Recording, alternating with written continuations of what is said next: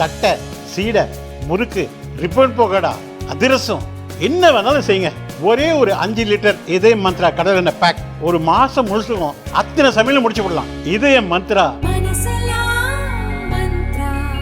கர்நாடகாவில் நடந்த காங்கிரஸ் பொதுக்கூட்டத்தில் பேசிய அக்கட்சியின் தேசிய தலைவர் மல்லிகார்ஜுன கார்கே, பெஹல்காம் தாக்குதல் விவகாரத்தில் பிரதமர் மோடி மீது மீண்டும் பகிரங்கமாக பழி சுமத்தினார். பிரதமர் மோடி ஏப்ரல் 17ஆம் தேதி காஷ்மீர் செல்ல திட்டமிட்டு இருந்தார். ஆனால் பெரிய அளவிலான பயங்கரவாத தாக்குதல்கள் நடக்க வாய்ப்பு இருப்பதாக உளவு அமைப்புகள் எச்சரித்தன. இதைத் தொடர்ந்து சத்தமின்றி அவரது காஷ்மீர் பயணம் ரத்து செய்யப்பட்டது.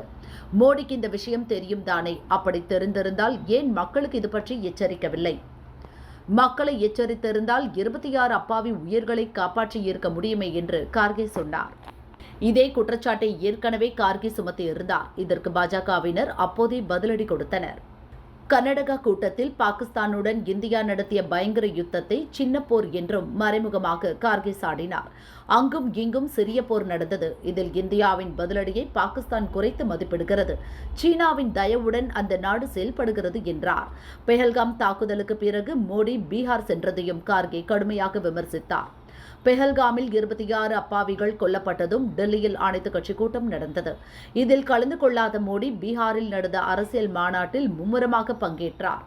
இந்த விவகாரத்தில் 2 அனைத்துக் கட்சி கூட்டம் நடந்தது. ஒன்றில் கூட பிரதமர் பங்கேற்கவில்லை.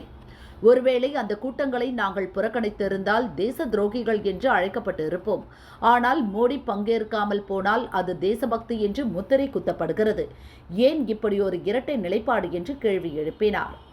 ஆபரேஷன் சிந்தூருக்கு பிறகு இந்தியாவின் நிலைப்பாடு என்ன என்பது பற்றி நட்பு நாடுகளுக்கு விளக்கம் அளிக்க அனைத்துக் கட்சி பிரதிநிதிகள் குழுவை பிரதமர் அறிவித்தார்.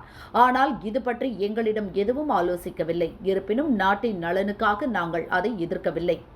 எங்கள் கட்சியினரும் அந்த குழுவினரோடு மற்ற நாடுகளுக்கு செல்கின்றனர். ஆனால் எங்களை பொறுத்தவரை அரசியல் ஆதரவு பெறுவதை விட நாட்டை பாதுகாப்பதே எங்கள் முன்னுரிமை என்று கார்கே சொன்னார். கார்கேவின் இந்த பேச்சை பாஜகவினர் கடுமையாக கண்டித்து வருகின்றனர். ஆபரேஷன் சிந்தூரை ஒரு சிறிய போர் என்று கார்கே சொல்கிறார்.